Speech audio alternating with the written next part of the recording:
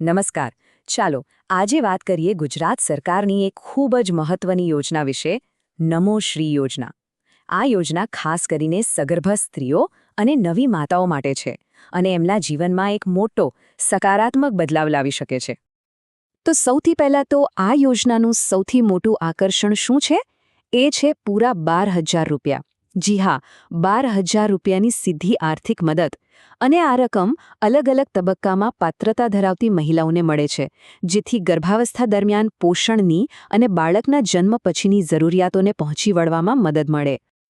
તો આ આખી યોજનાને બરાબર સમજવા માટે આપણે શું શું જાણીશું? પહેલાં તો આ યોજના છે શું? પછી આ પૈસા કેવી રીતે મળે છે? કોણ કોણ આનો લાભ લઈ શકે? અરજી કઈ રીતે કરવાની? અને છેલ્લે કેટલીક ખાસ વાતો જે યાદ રાખવી જરૂરી છે. ચાલો શરૂ કરીએ. તો ચાલો સૌથી પહેલાં અને સૌથી મૂળભૂત સવાલ પર આવીએ. આખરે આ નમો શ્રી યોજના છે શું અને સરકારે આ શા માટે શરૂ કરી? જો આ યોજના ગુજરાત સરકારના મહિલા અને બાળ વિકાસ વિભાગે શરૂ કરી છે અને એના બે મુખ્ય ઉદ્દેશ્ય છે. એક, સગર્ભા બહેનો અને જે માતાઓ બાળકને ધાવણ કરાવે છે એમને પોષણ માટે આર્થિક મદદ કરવી. અને બીજું, લોકો હોસ્પિટલમાં જ ડિલિવરી કરાવે એ માટે એમને પ્રોત્સાહન આપવું, જેથી માતા અને બાળક બંને સુરક્ષિત રહે. ચાલો હવે વાત કરીએ પૈસાની. આ જે 12,000 રૂપિયાની વાત થઈ એ લાભાર્થી સુધી પહોંચે છે કેવી રીતે? એવું તો નથી ને કે એકસાથે મળી જાય. ના, એની એક આખી સિસ્ટમ છે. ચાલો સમજીએ. ધારો કે આ પહેલી પ્રેગ્નન્સી છે, તો પૈસા કઈ રીતે મળશે? જેવી તમે ગર્ભાવસ્થાની નોંધણી કરાવો તરત જ 5,000 રૂપિયાનો પહેલો હપ્તો મળી જાય. પછી ગર્ભાવસ્થાના 6 મહિના પૂરા થાય એટલે બીજા 2,000 રૂપિયા. હોસ્પિટલમાં ડિલિવરી થાય પછી 3,000 રૂપિયા અને બાળકના રસીકરણ પછી બાકીના 2,000 રૂપિયા. આમ ટુકડે ટુકડે આખી રકમ મળે છે. હવે જો આ બીજું સંતાન હોય તો આખી ગણતરી થોડી બદલાઈ જાય છે. અહીં સૌથી મોટો હપ્તો એટલે કે 6,000 રૂપિયા ડિલિવરી પછી મળે છે. અને અહીં એક બહુ જ રસપ્રદ વાત છે. જો દીકરીનો જન્મ થાય તો આ 6,000 રૂપિયા કેન્દ્ર સરકાર આપે છે અને જો દીકરાનો જન્મ થાય તો રાજ્ય સરકાર. સરસ છે ને?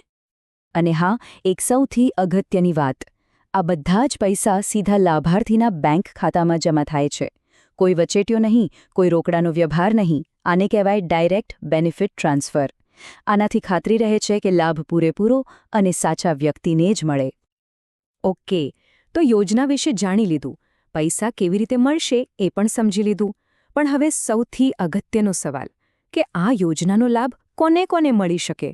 શું બધાને મળે? ના, એના માટેના કેટલાક નિયમો છે. ચાલો એને બરાબર સમજી લઈએ.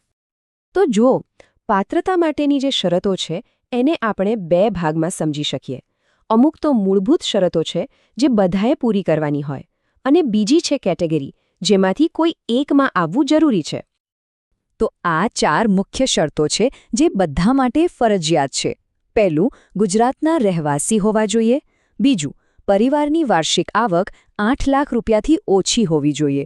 અને ત્રીજું, જે સૌથી મહત્વનું છે, ડિલિવરી સરકારી કે પ્રાઇવેટ, પણ હોસ્પિટલમાં જ થવી જોઈએ, ઘરે નહીં. એ મૂળભૂત શરતો તો છે જ, પણ એની સાથે સાથે લાભાર્થી આમાંથી કોઈ એક કેટેગરીમાં પણ હોવા જોઈએ. જેમ કે અનુસૂચિત જાતિ કે જનજાતિના હોય, બીપીએલ કાર્ડ ધારક હોય, પ્રધાનમંત્રી જન આરોગ્ય યોજનાના લાભાર્થી હોય, કે પછી ઈ-શ્રમ કાર્ડ ધારક, ખેડૂત કે મનરેગાના લાભાર્થી હોય. મતલબ કે સરકારે બહુ મોટા વર્ગને આમાં આવરી લેવાનો પ્રયત્ન કર્યો છે. ચાલો માની લઈએ કે કોઈ પાત્રતા ધરાવે છે.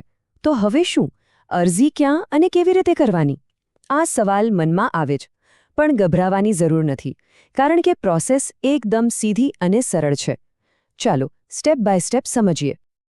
અરજી કરવાની પ્રોસેસમાં બસ આ 4 જ સ્ટેપ છે. ક્યાંય ધક્કા ખાવાની જરૂર નથી. સૌથી પહેલાં તમારા વિસ્તારના આંગણવાડી કેન્દ્ર પર જાઓ. ત્યાં તમારી ગર્ભાવસ્થાની પહેલી તપાસ વખતે જ નોંધણી થઈ જશે.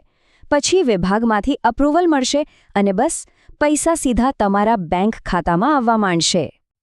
હા, જ્યારે નોંધણી કરાવવા જાઓ ત્યારે આ 4 વસ્તુઓ ખાસ સાથે રાખજો, ભૂલતા નહીં. તમારું આધાર કાર્ડ, તમારી બેંકની પાસબુક, તમારો ચાલુ મોબાઈલ નંબર અને તમારું મમતા કાર્ડ. આટલું હશે એટલે કામ ફટાફટ થઈ જશે. અહીં એક વાત પર ખાસ ધ્યાન આપજો. યોજનાનો જે છેલ્લો હપ્તો છે એ મેળવવા માટે એક પુરાવો આપવો પડશે. ડિલિવરી જે હોસ્પિટલમાં થઈ હોય ત્યાંથી મળેલું સર્ટિફિકેટ જમા કરાવવું એકદમ જરૂરી છે. જો આ ડોક્યુમેન્ટ નહીં આપો તો છેલ્લી રકમ અટકી શકે છે, એટલે આ કામ ભૂલ્યા વગર કરી લેવાનું. તો ચાલો આખી વાતને ફટાફટ રિવાઇન્ડ કરી લઈએ. કઈ કઈ મુખ્ય વાતો છે જે આપણે ખાસ યાદ રાખવાની છે જેથી આ યોજનાનો પૂરેપૂરો ફાયદો ઉઠાવી શકાય? આ યોજનાનો આત્મા એમ કહીએ તો આ એક વાક્યમાં છે. હેતુ ખાલી પૈસા આપવાનો નથી, પણ એ સુનિશ્ચિત કરવાનો છે કે દરેક સગર્ભા સ્ત્રી અને નવી માતાને સારું પોષણ મળે અને દરેક બાળકની ડિલિવરી હોસ્પિટલમાં સુરક્ષિત રીતે થાય. આ જ આનો મુખ્ય ધ્યેય છે. અને હા, એક બહુ જ સરસ અને ફાયદાની વાત. નમોશ્રી યોજનાનો લાભ લેવાનો મતલબ એ નથી કે બીજી કોઈ યોજનાનો લાભ ન લઈ શકાય. આની સાથે સાથે કેન્દ્ર સરકારની પ્રધાનમંત્રી માતૃવંદના યોજના અને જનની સુરક્ષા યોજના જેવી બીજી યોજનાઓનો લાભ પણ લઈ શકાય છે. એટલે કે ડબલ ફાયદો. તો અંતે ચાલો એક મોટા ચિત્ર પર વિચારીએ. નમોશ્રી જેવી યોજનાઓ એ ફક્ત થોડા હજાર રૂપિયાની મદદ નથી.